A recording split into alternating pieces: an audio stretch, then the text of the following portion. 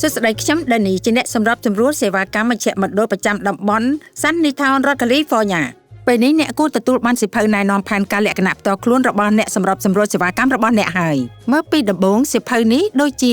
សួរពីសំណួរផ្ទាល់ខ្លួនរបស់អ្នកតែតាមការពិតសំណួរទាំងនោះអាចជួយអ្នកនិងក្រុមរបស់អ្នកឲ្យស្វែងយល់ស៊ីជម្រៅ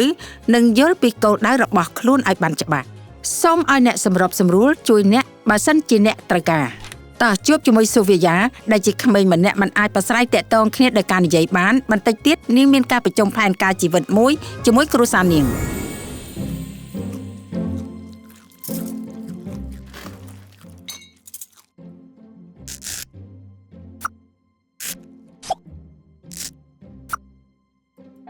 អាងតឹងភ័យអូមែនហើយបងភ័យប៉ុន្តែក៏រំភើបដែរបងចង់ធ្វើជាអ្នកសង្គ្រោះនេះយូរហើយកុំបារម្ភអីពេលរៀបចំរួចរាល់ឯងអាចទៅលេងបងហើយយើងអានរឿង Clara Santiago ទាំងអស់គ្នាបងសម្លាញ់ខ្ញុំទៅធ្វើការហើយថ្ងៃនេះធ្វើការដែរទេដោយសារថ្ងៃនេះខ្ញុំធ្វើការដែរខាងហាងគេបដូរវេនខ្ញុំគួរប្រាប់គេវិញទេមិនបានទេអូនសុំគេបដូរពីរដងហើយតែថ្ងៃនេះបងមានអ្នកចូលថ្មីបងត្រូវតែទៅមើលហ៎អញ្ចឹងអ្នកណាមើលថែសូវីយ៉ាចាំពួកយើងមើលគេប៉ាមិនអាចបណ្ដោយឲ្យគេចេញពីរទេសនេះទៀតទេណាខ្ញុំអាចនៅបានទេមិនបានទេពួកយើងសន្យាថានឹងឲ្យឯងធ្វើការនៅរដូវក្តៅនេះពួកយើងនឹងដោះស្រាយមិនអីទេគ្រួសារត្រូវតែចេះជួយគ្នាអើយពួកឯងបញ្ហាសំខាន់គឺត្រូវបាយចេះបានមកលក់តែឯងចង់អ្នកតាជួយមើលសុខភាពចេះពីរកទេតែប្រហែលចាចំណាំមានគ្រូណាស់ដឹងទេ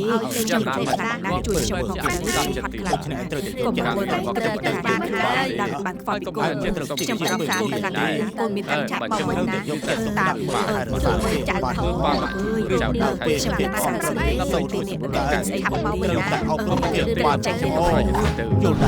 ដែរសូវីយ៉ាទៅណានឹង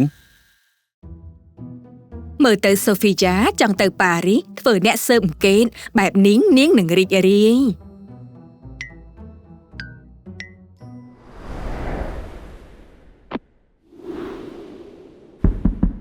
សូហ្វីយ៉ាពួកយើងចង់និយាយជាមួយ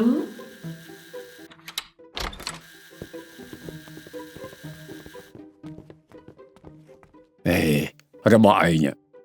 សូហ្វីយ៉ានិយាយគ្នាតែងខ្ញុំនិយាយមិនបានទេចង់លេងសើចនឹងម៉ាក់ស្ដាប់ណាពួកយើងសំទោសដែលចង់រៀបចំជីវិតឯងជំនួសឯងមានគំនិតផ្ទាល់ខ្លួនបែបនេះគឺល្អខ្លាំងណាស់តែជំនួសការទៅប៉ារីសយើងអាចប្រើប្រាស់សិភៅផែនការជីវិតដែលវិនីផ្ញើឲ្យនេះដើម្បីជួយឲ្យឯងស្គាល់ពីខ្លួនឯងតែឯងចង់សាកដែរទេអូខេល្អណាស់ពួកយើងនឹងជួយសូហ្វីយ៉ាសំណួរទី1តើអ្វីដែលសំខាន់ចំពោះឯងគឺអ្វីដែលឯងខ្វះមិនបានClara Social សិភៅគ្រួសារពួកយើងចូលចិត្តអានដូចគ្នា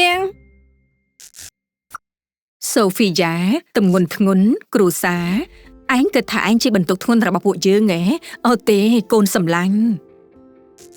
សូសៀលបេះដូងអាងតឹងមិនអីទេឆ្នាំក្រោយចាំខ្ញុំធ្វើការទេឯងត្រូវមានជីវិតតខ្លួនត្រូវមានគ្រប់គ្នានឹងសំណួរបន្ទាប់គឺអ្វីដែលសំខាន់សម្រាប់ឯងដូចជារបស់ដែលធ្វើឲ្យឯងមានសុខភាពល្អ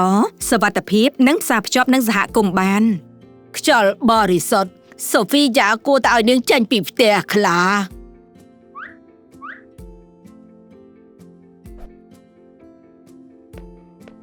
អូឯងចង់ចំណាយពេលច្រើនជាងនេះក្នុងហាងសិភៅប្រហែលសូហ្វីយ៉ាអាចចូលរួមក្លឹបអានសិភៅបាន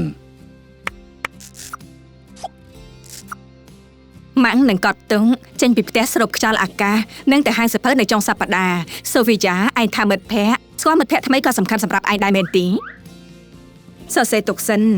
អូខេទាំងអស់គ្នាសំណួរបន្ទាប់ថ្ងៃនេះសូហ្វីយ៉ាបានរៀនពីសារៈសំខាន់នៃការបង្ហាញពីគោលបំណងខ្លួនឯគ្រួសារនាងបានដឹងថាសិភៅនេះបានជួយពួកគេដោយសំណួរដ៏មានប្រយោជន៍ជាច្រើន វាមិនមែនងាយទេក្នុងការបង្ហាញពីតម្រូវការខ្លួនតែសៀវភៅនេះអាចជួយគ្រួសារអ្នកឲ្យស្វែងយល់ថាអ្វីដែលសំខាន់ចំពោះគេនិងអ្វីដែលសំខាន់សម្រាប់គេព័ត៌មានសំខាន់ទាំងនេះអាចជួយការរៀបចំផែនការនិងកំណត់សេវាកម្មណាមួយដែលត្រូវនឹងតម្រូវការរបស់គេចាំណាបណ្ដាញនៃកិច្ចគាំទ្ររបស់អ្នកខិតខំផ្ដោតទៅលើមនុស្សហើយបុគ្គលដែលផ្ដោតទៅលើនោះគឺរូបអ្នក